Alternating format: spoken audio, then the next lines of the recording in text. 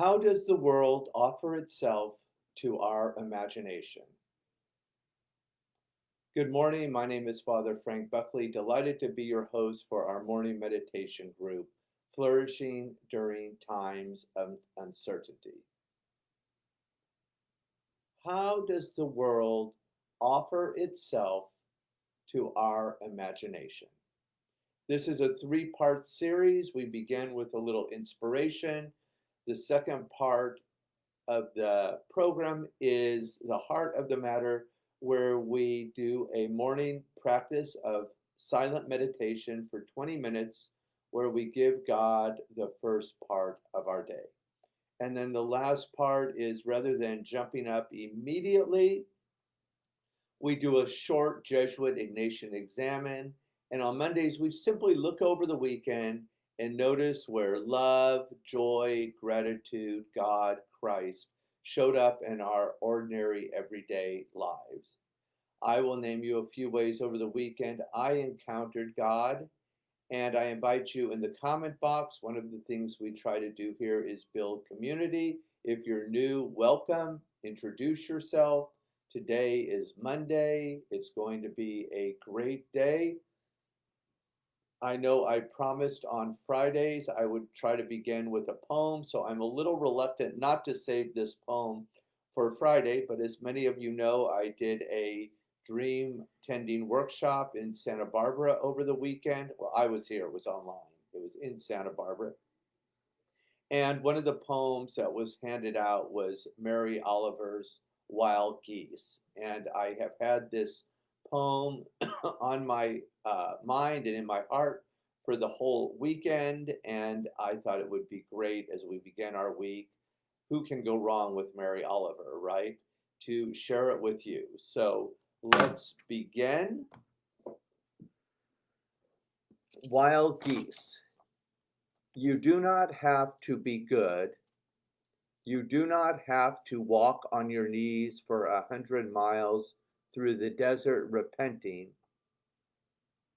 You only have to let the soft animal of your body love what it loves.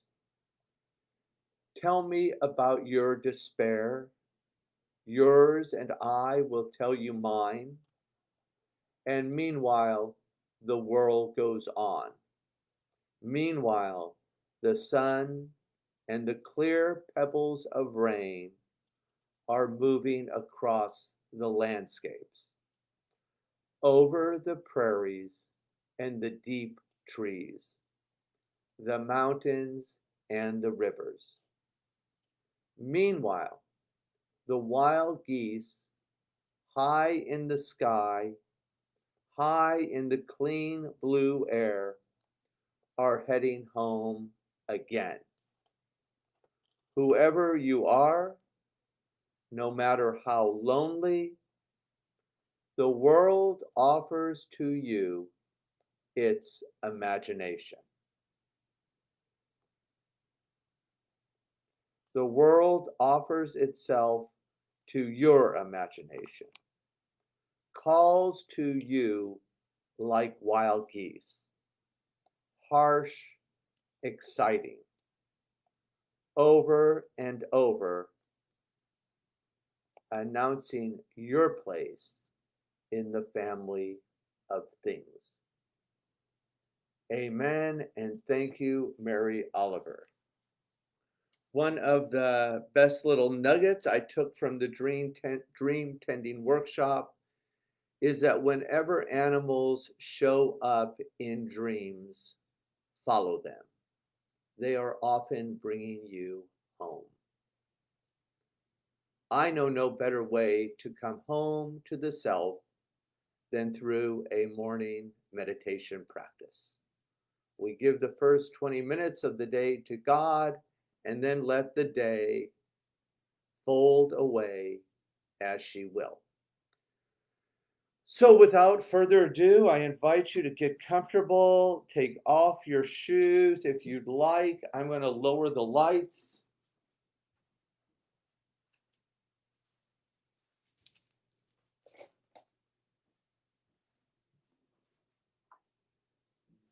This might be the only opportunity of the whole day to unplug. So I invite you to turn off all technological gadgets. I will set my timer for 20 minutes. I'll ring the bell to get us started. Do a very short little guided meditation. For those of you who may be new to meditation, as Father Keating says, the method is so easy, it's almost too good to be true. We just sit down.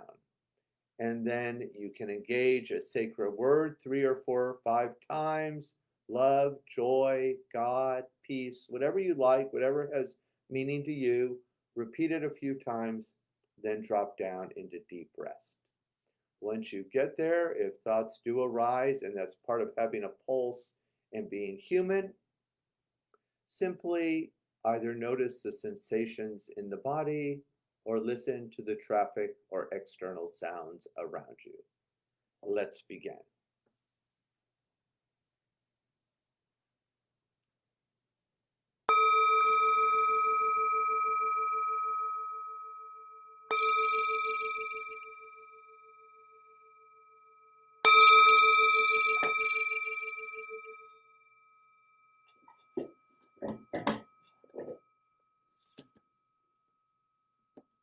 Listen, listen. The sound of the bell brings us back to our true home.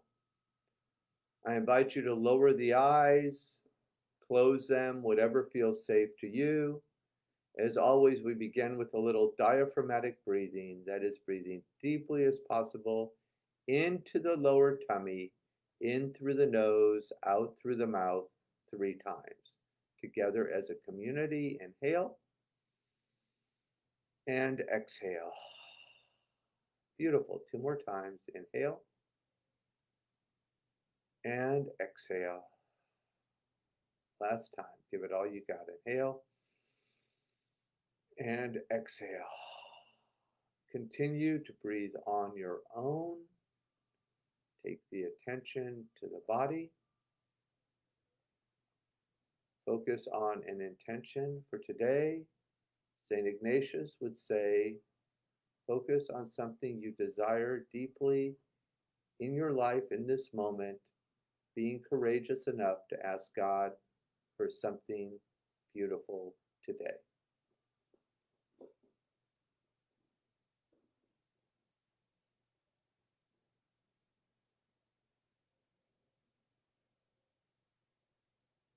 We'll seal that intention with an inhale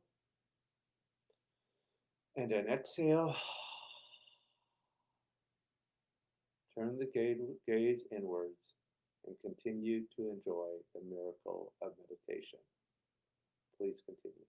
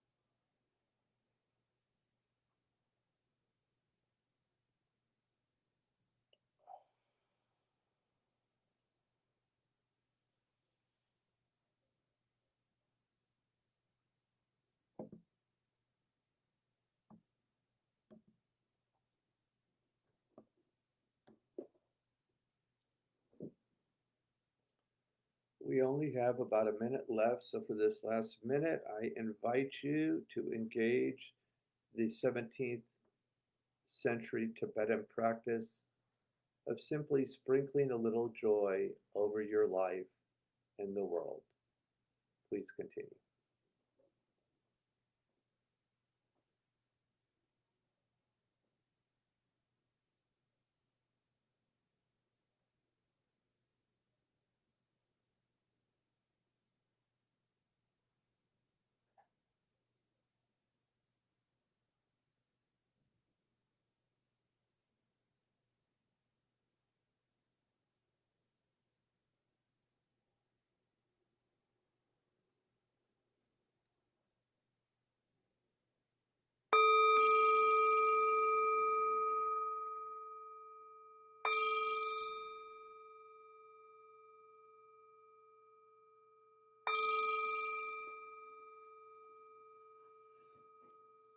Gently bring your attention back to the room.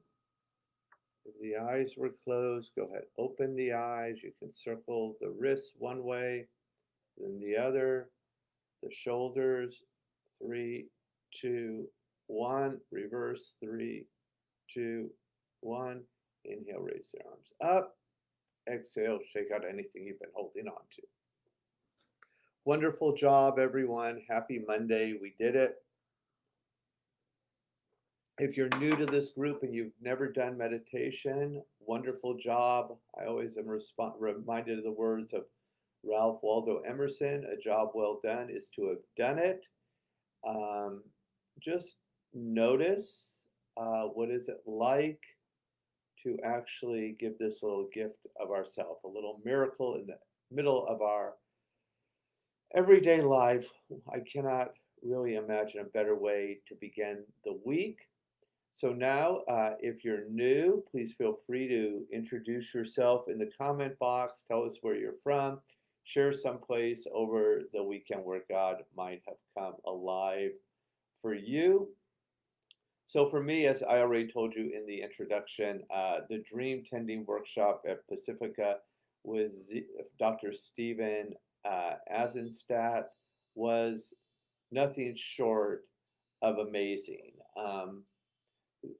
We got to actually learn a lot, but we also got to get the opportunity to be with people and be dream tenders for them with their dreams. And it was amazing. He uses these three A's to help people go deeper into their dreams. So first of all, association, um, like what do you associate the images with? Second is amplification, looking for puns, metaphors, going deeper. And the third, the part I enjoyed the most was animation, like bring the dream, bring the image alive in this moment and see what it has to say. Second thing I really loved throughout the weekend, he used a lot about in dreams going home and how animals can take us there, such as Toto in The Wizard of Oz. And when we follow the animals, sometimes they can actually take us home. So I really loved that. And then lastly, I really, Mondays are one of my favorite days because this is a day people who are new to meditation often join this community. I always say this is my favorite contemplative community in Hollywood, but it has since moved across the states and even the globe. So, so grateful to all of you for tuning in this morning, for beginning your week in the suggestion of St. Ignatius of Loyola, who invites us to become contemplatives in action, even in the middle of a pandemic. God bless you. Have a beautiful Monday.